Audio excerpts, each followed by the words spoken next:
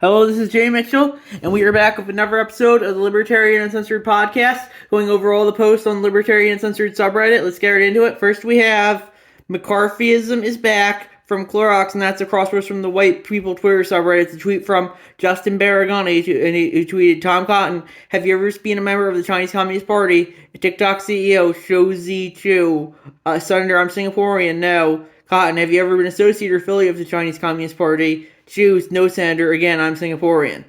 And I replied to some ZL556 Freeze comment. They said asking it twice is not a good look, but it isn't unreasonable to believe he may be associated with CCP given 10 cents forced association. And I said agreed. Just because the CCP is Chinese in its name doesn't mean it has no operatives outside of China.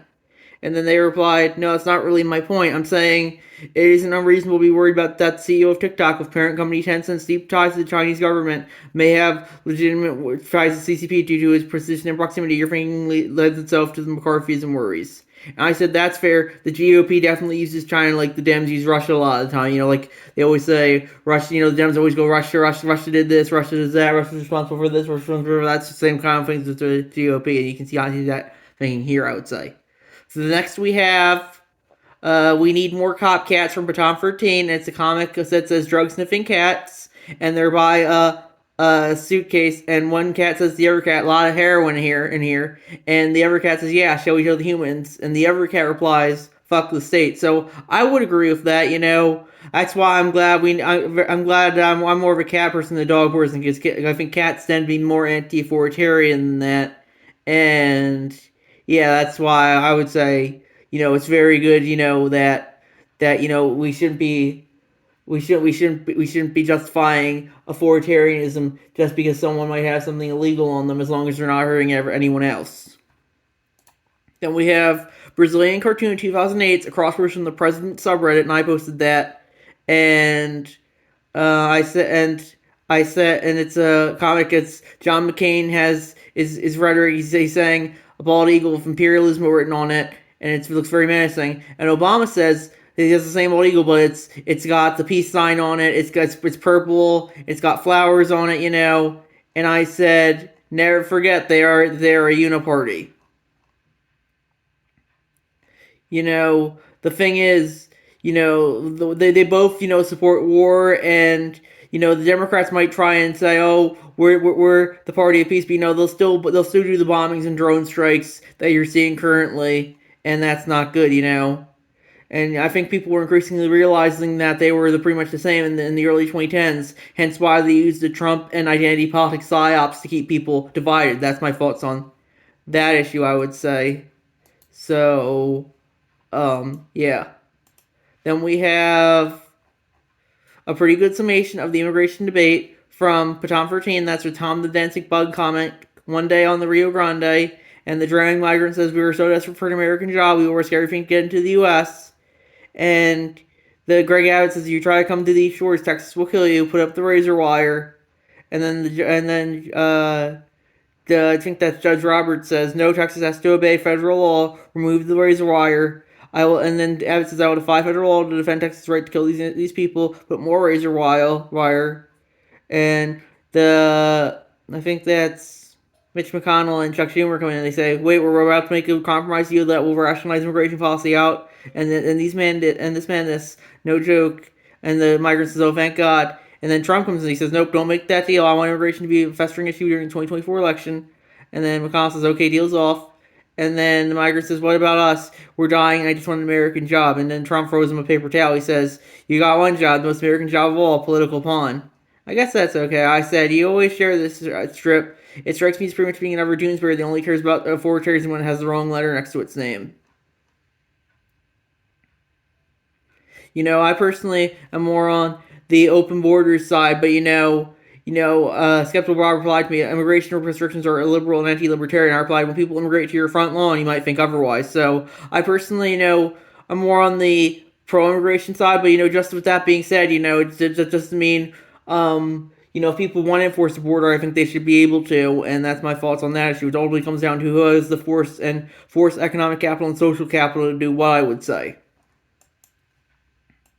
Then we have Republican senators who walked out of Oregon legislature, can't seek re-election, State Supreme Court rules from OregonLive.com by Donald Key, and I said, when this precedent is used against Democrats, don't be surprised.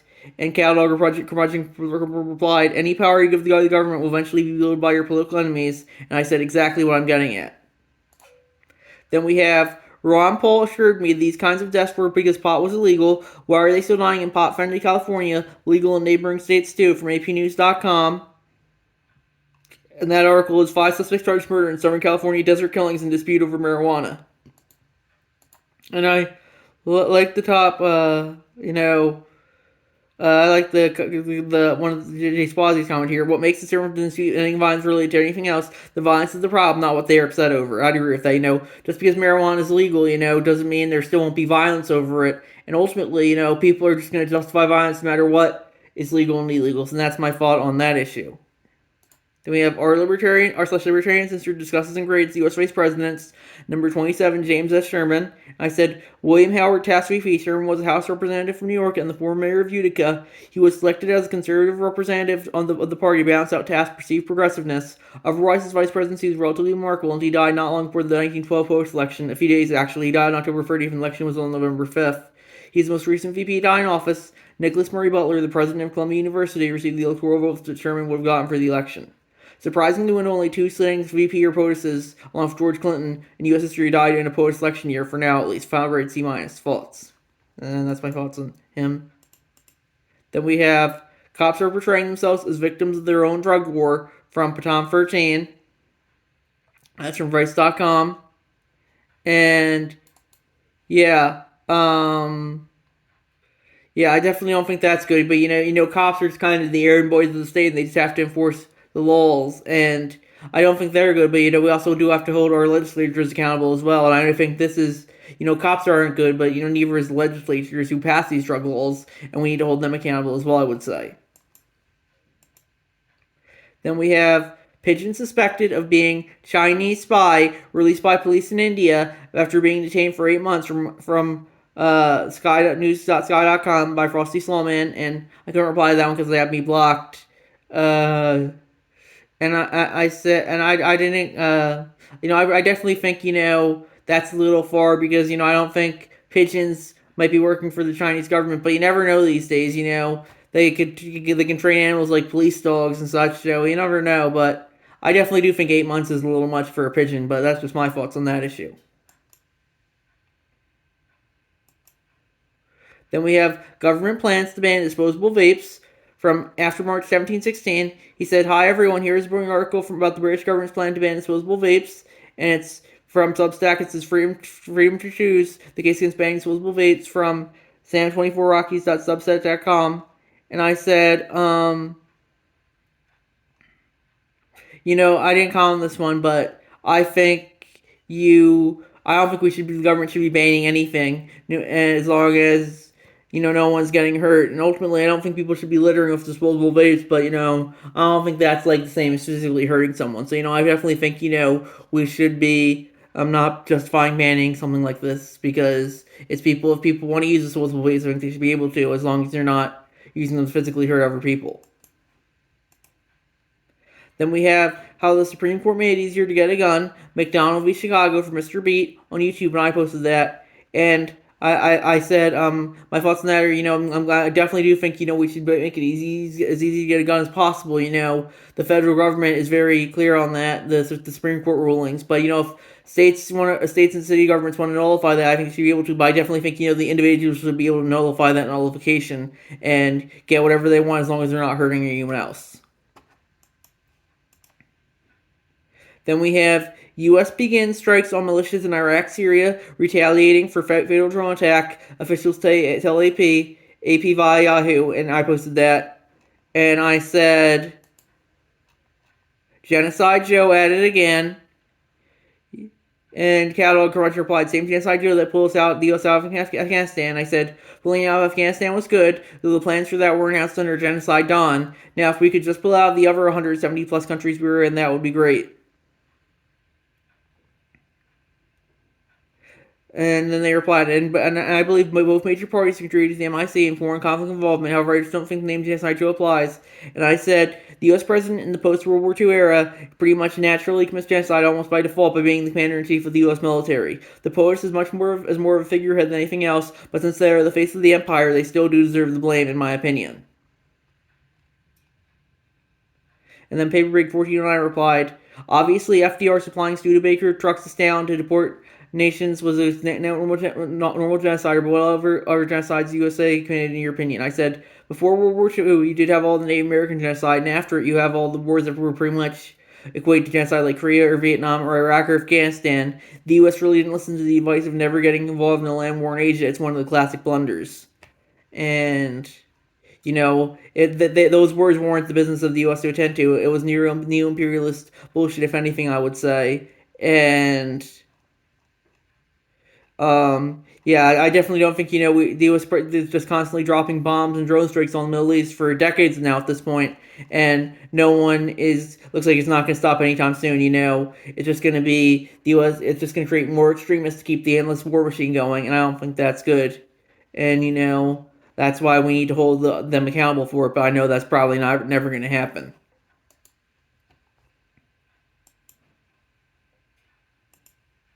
Then we have U.S. airstrikes at 85 Iran-backed targets in Iraq and Syria from Independent.co.uk by Rusty Slawman. And I didn't comment on that one because they have me blocked. But, I have the same thoughts. The U.S. shouldn't be bombing other countries, especially when they're not at war with them. And I think we need to hold our politicians accountable for this. Since they shouldn't be able to just bomb whoever they want to in any second.